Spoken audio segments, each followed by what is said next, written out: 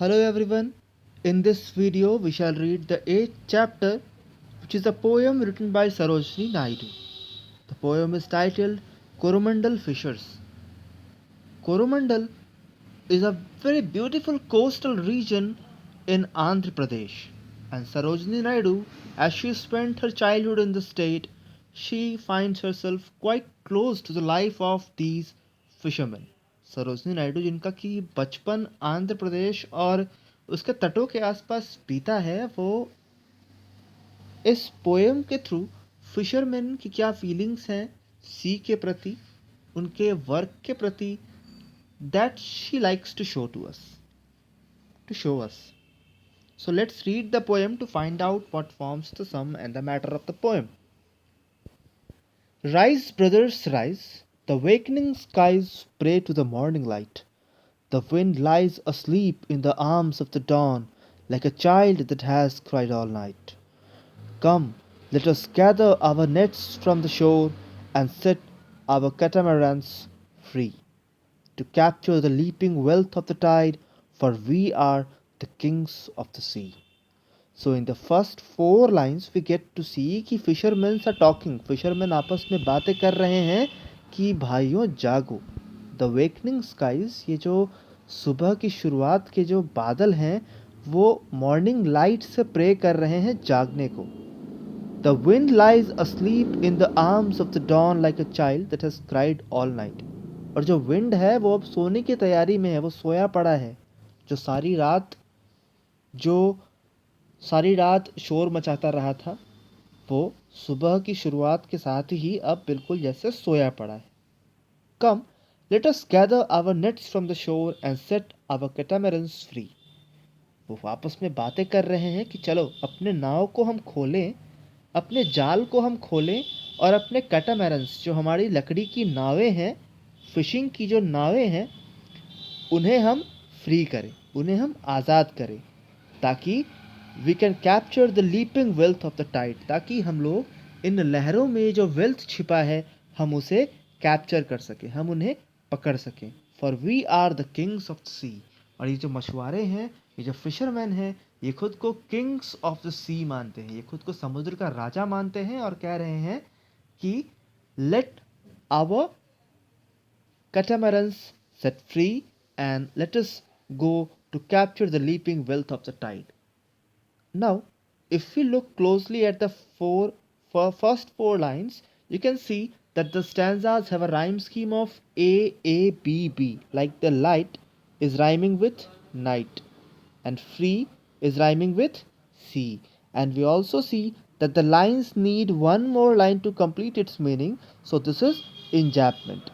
This is enjambment. This is a poetic device which is called enjambment. कि जब हमारा एक line,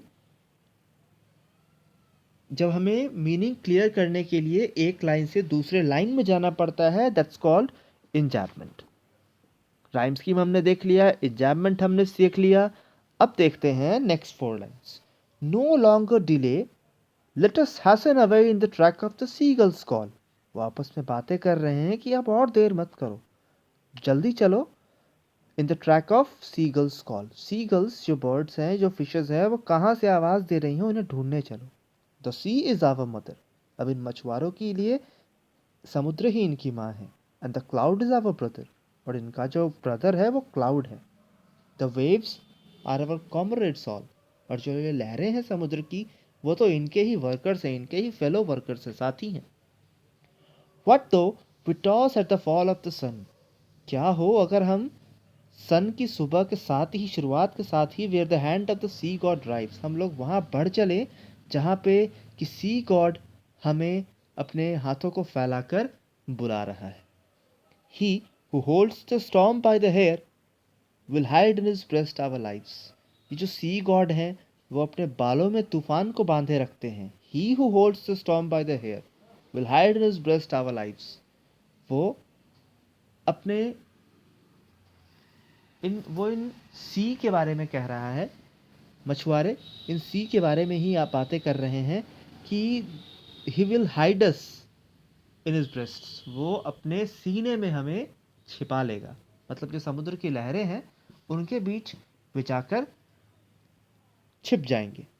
sweet in the shade of the coconut glade, sweet is the shade of the coconut glade, ये जो नारियल के पेड़ हैं इनकी छाँव काफ़ी शानदार है। And the scent of the mango grove, और ये जो मैंगो के पेड़ हैं बड़े बड़े इनके भी खुशबू काफ़ी अच्छी है। So now here we also see that the alliterations are frequently used, like S S, its alliteration. Then we also see S, one more S is here. Then he, H, H, H. It's also alliteration. He, holds, hair, hide. All these are alliterations. So let's read the next four lines of the poem to clarify the meaning. As sweet as the sands at the full of the moon with the sounds of the voices we love. But sweeter, O brothers, the kiss of the spray and the dances of the wild foam's glee. वो आपस में बातें कर रहे हैं कि ये जो सैंड है वो तो स्वीट है ही, चांदनी रात में ये जो बालू की जो शाइन होता है वो तो काफ़ी स्वीट है ही, ये तो वैसी ही साउंड है जो हम लोग पसंद करते हैं, बट स्वीटर, लेकिन इससे भी ज़्यादा है स्वीट, इससे भी ज़्यादा स्वीट क्या है, द किस ऑफ द स्प्रे, जो समुद्र की लहरें कोस्ट पे आके टकराती हैं, जो फुहारे प्रोड्यूस होते हैं, जो स्प्रे प्रोड्यूस होता है, और जो फोम जो लेदर प्रोड्यूस होता है समुद्र के तटों पर, वो उससे भी ज़्यादा स्वीट है, उसका साउंड उससे भी ज़्यादा स्वीट है। Row brothers row to the edge of the verge where the low sky mates with the C.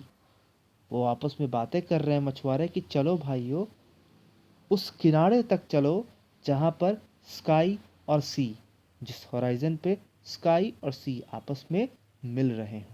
The poem is written by Sarojini Naidu who was an Indian poet writer and political leader.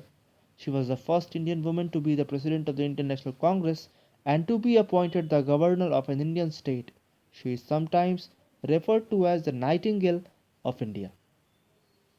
Now, regarding about talking about some more poetic devices to talk in the least, it's like row and row. This is repetition because the words are repeated times and again, so it's called repetition. That's all for this poem. Let's discuss the question answers in the class.